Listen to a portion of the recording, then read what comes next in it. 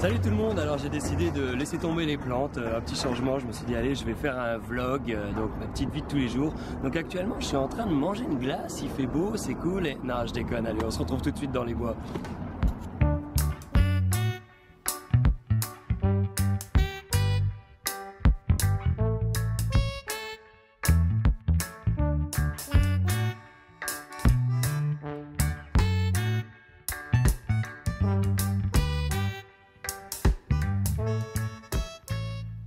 Alors aujourd'hui je suis en promenade au parc des Grèves à Sorel, un petit peu au-dessus de Montréal. Super belle journée pour ça. Et j'en profite parce que ça fait un petit moment que je voulais, j'ai commencé à prévoir de faire une petite série sur les arbres. Les arbres c'est toujours un sujet assez passionnant, il y en a beaucoup que ça intéresse, mais c'est un sujet relativement complexe.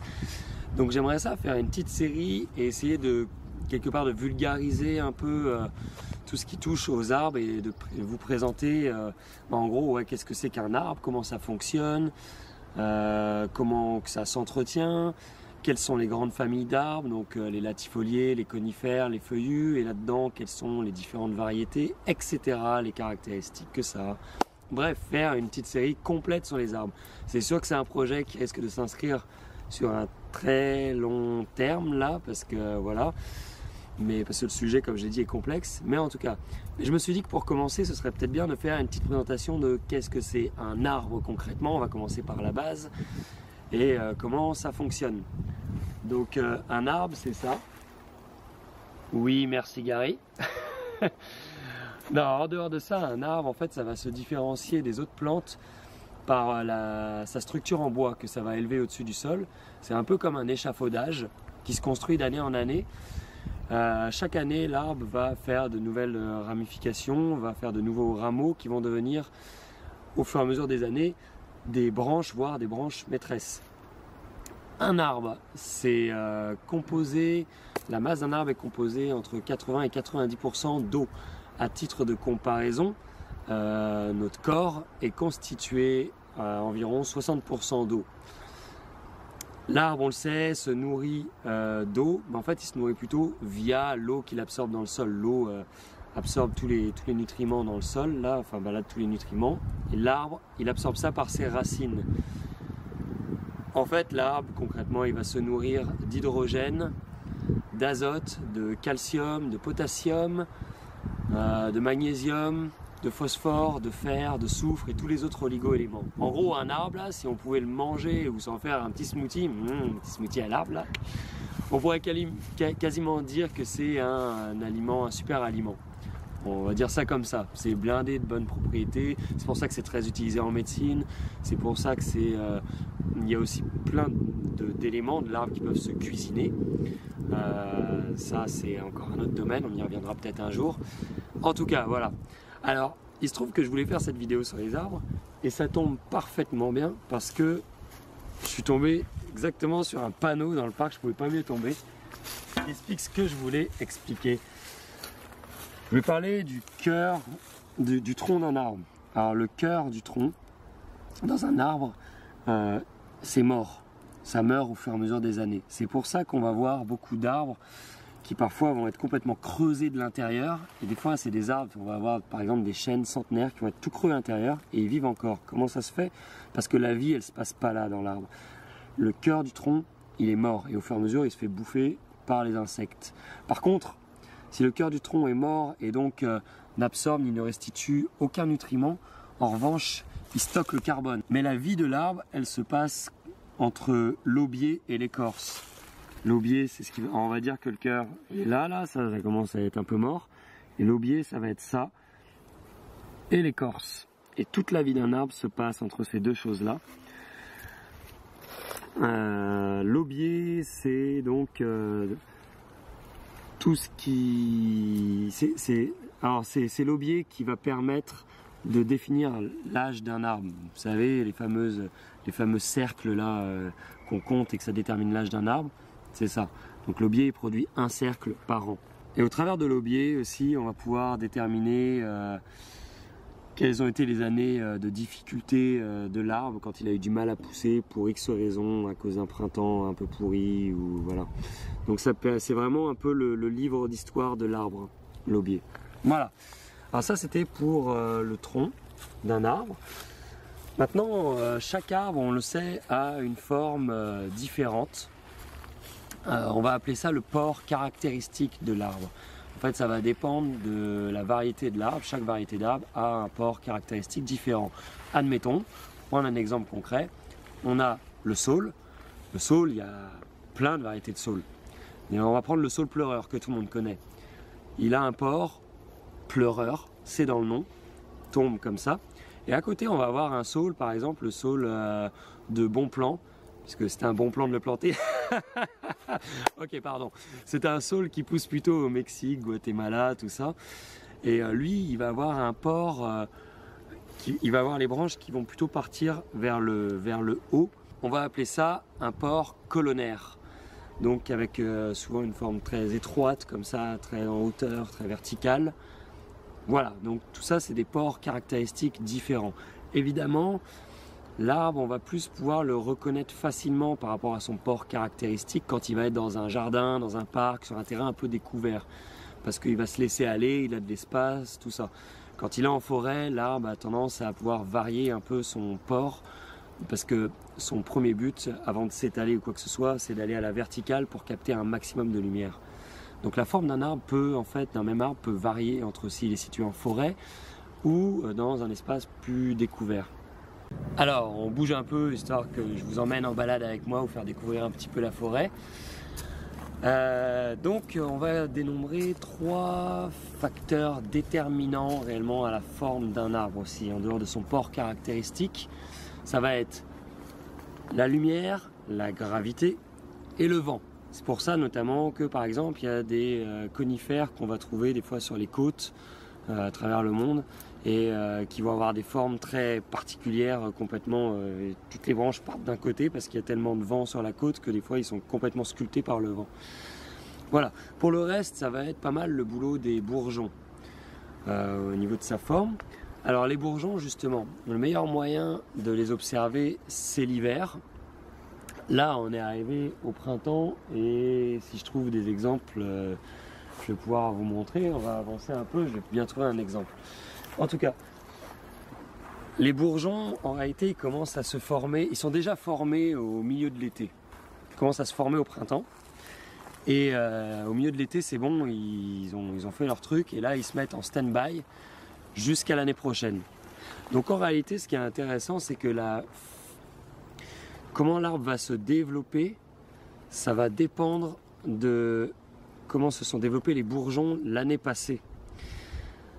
Si, admettons, on a eu une année de sécheresse, forte canicule et que l'arbre a manqué d'eau, il va faire des bourgeons un peu de piètre qualité. Et l'année d'après, il ne va pas bien se développer. Peu importe les conditions, il ne va pas bien se développer parce que les bourgeons étaient un peu mauvais, quoi. Donc la vigueur et l'étendue d'un arbre va beaucoup dépendre des bourgeons de l'année passée lorsqu'il va les former. Donc c'est ça. En plus, à côté de ça, évidemment, il y a un facteur ultra déterminant sur l'évolution de l'arbre. On le sait, c'est la quantité d'eau que l'arbre reçoit. Autant l'année de formation des bourgeons et autant l'année où il commence à se développer. Dans les bourgeons, je suis en train de rechercher un petit exemple à vous montrer. Je vais vous rechercher un exemple et je vous reviens. C'est bon, j'ai trouvé un spot à bourgeons. Yes! Alors, les bourgeons. On va faire un petit résumé. Il y a des bourgeons, en réalité, qui vont être dits dominants. Les bourgeons dominants, c'est eux qui vont produire l'auxine, qui est donc l'hormone végétale de croissance. Et donc le bourgeon dominant, alors il y en a un petit peu partout sur un arbre, ça dépend, et eux c'est ceux qui vont faire le prolongement de la branche. Ensuite, ils produisent l'auxine, donc l'hormone végétale de croissance, qu'ils vont redistribuer aux autres bourgeons sur la branche où ils sont, en quantité un peu moindre, ils se gardent la part belle parce qu'eux ils vont devenir une belle branche, et les autres, et ce qu'ils vont redistribuer aux autres bourgeons, ça va servir plus à faire des feuilles, des fleurs. Donc en réalité, il va y avoir deux types de bourgeons dans un arbre. Il va y avoir des bourgeons qui vont servir, donc les dominants qui vont servir à faire des prolongements de branches, à créer les branches vraiment avec les années, et d'autres qui vont produire juste des feuilles et des fleurs. On a un parfait exemple ici. Là, le bourgeon il a éclos cette année, il a commencé à faire hop, un autre bourgeon, paf, il monte, on voit la nouvelle pousse. Donc ça c'était un bourgeon dominant, il va continuer la branche. Et ici on va avoir d'autres petits bourgeons qui eux vont juste servir à faire des tout petits rameaux qui vont faire des feuilles ou des fleurs, voilà. Donc ça c'est l'exemple parfait. Et on voit ici, ça c'était le bourgeon, les années précédentes, il y avait eu un bourgeon ici, il a produit des branches et il a continué ensuite ici comme ça. Voilà. On va distinguer plusieurs dispositions de bourgeons sur les rameaux ou les branches. Donc il va y avoir les bourgeons qui vont être dits alternes. Alors alterne, on a un exemple ici par exemple. Ça va faire un bourgeon ici, tac, un côté, l'autre côté, un côté, l'autre côté. Voilà. On va avoir des bourgeons opposés, deux par deux. J'ai pas d'exemple ici, mais donc on en aurait deux là, deux là, deux là. Ils vont vraiment deux par deux. C'est le cas des marronniers par exemple. Alors tout à l'heure on parlait des saules. Les saules par exemple, ça va être des bourgeons alternes. Les marronniers, ça va être des bourgeons opposés, deux par deux. Bon alors je fais un petit aparté dans la vidéo, enfin plutôt je me mets en mode retour vers le futur là. Sur le chemin du retour, j'ai trouvé de quoi illustrer ce dont je parlais pour la disposition des bourgeons opposés. Donc là voilà, on a un petit érable, c'est le parfait exemple opposé, on voit bien ils sont deux par deux, tac, tac. Ici aussi sur chacune des branches, 1, 2. Donc voilà un bel exemple de bourgeons opposés qui vont donc deux par deux. Et ici, le bourgeon dominant qui est en train de continuer la branche tout en donnant quand même des feuilles tout au long.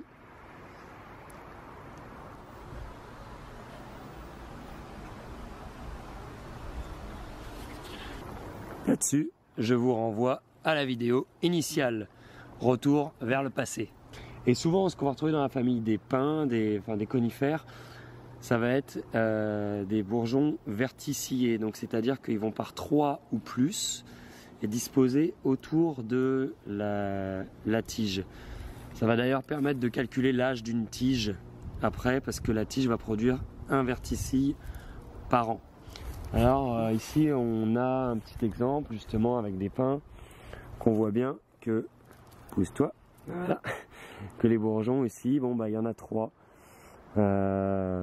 3 ici, ça peut être plus, et ils se disposent tout autour de la branche. Par exemple, à un moment donné, les années précédentes, il y en avait 3 ici, ils ont produit, vous voyez, 3 branches comme ça tout autour. Et là, on est passé à l'année suivante.